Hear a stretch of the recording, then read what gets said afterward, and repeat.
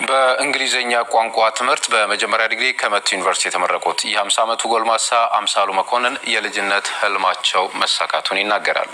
ማንኛውም ሰው ተምሮ ከፍተኛ ደረጃ ላይ ለመድረስ እድሜ አይገድበውም ሲሉም ገልጸዋል። በፍቃዱ መኮንን ያናገራቸው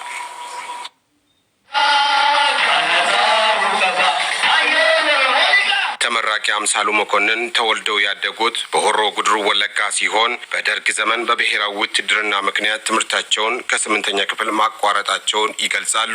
8ኛ ክፍል ስማር ጊዜ ብሔራዊ ደርግ ዘመን ብሔራዊ እጄ እዛ ወደ 2 ዓመት እዛ ቆየውና ከ2 ዓመት በኋላ ደግሞ ተመልሼ አንፊቱኝ ሲገባ ከዛ ስመለስ ትምህርቴን ተከታተልኩኝና 8ኛ ክፍል ተፈተንኩኝ። ከዛ የሆነ ሪዛልት ወስጄ ተከትዬ እንዳልማር የኢኮኖሚ ጉዳይ አለብኝና ድህነት ወላጆቼ ስለማያስተምሩኝ በዛ ችግር ውስጥ ዘገየው ያረስኩ ከ83 እስከ 91 ደግሞ ያረስኩ ገበሬ ነው። ባለ 6 ልጆች አባት ነኝ። ይሁን እንጂ በወቅቱ ለመማር በአቅም እጦት ወደ ትምህርት ገበታቸው መመለስም አለመቻላቸውን ይገልጻሉ። ከቆይታ በኋላም ወደ ጋብቻ መግባታቸውን የገለጹት ተመራቂ አምሳሉ በግብርና ስራ ኑሯቸውን መግፋት ይጀምራሉ። 6 ልጆች ወለድኩኝና ከዛ በኋላ 2010 9ኛ ክፍል ገባው። በ8ኛው ክፍል ገባው። ከዛ ወደ 10ኛ አለፍኩኝ።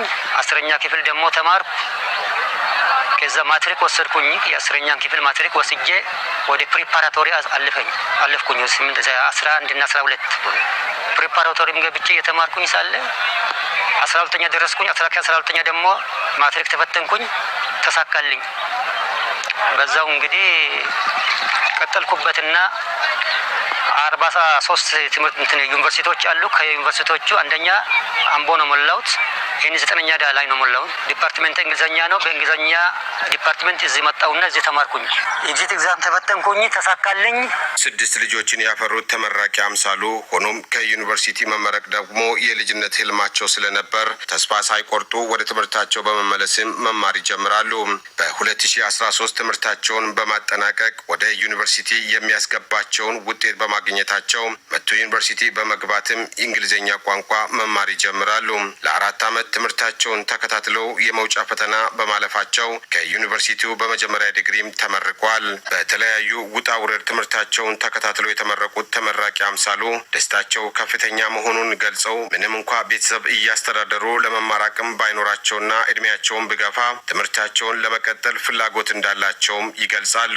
ምን ተሰማው ዛሬ? አረ በጣም ደስታ ነው የሚሰማኝ። ማስተርስ ሊቀጥልበት ነው ማለት ነው።